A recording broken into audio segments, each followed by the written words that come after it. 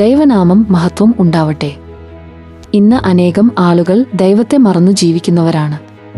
ക്രിസ്ത്യാനി എന്ന് സ്വയം അവകാശപ്പെടുന്നവർ. ദൈവത്തെ മറന്നുകൊണ്ടാണ് ജീവിക്കുന്നവർ തന്നെയാണ് ബഹുഭൂരിപക്ഷവും.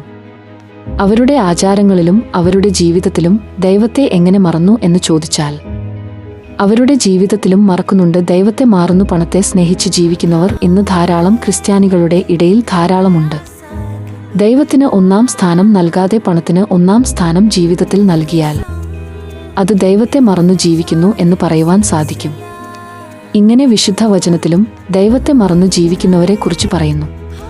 ദൈവത്തെ മറന്ന് ജീവിക്കുന്നവരെ നമുക്ക് ദിവസത്തിലും കാണാം.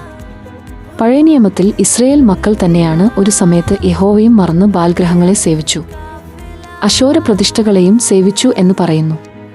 ആവർത്തന പുസ്തകത്തിൽ അധ്യായം 4 വാക്യം 23.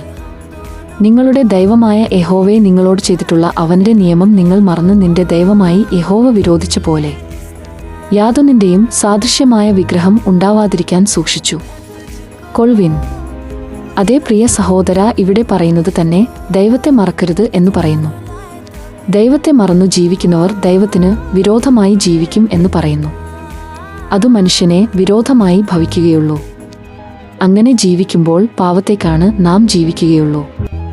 നമ്മുടെ ജീവിതം ദൈവത്തിന് വിരോധമായി ജീവിക്കരുത്.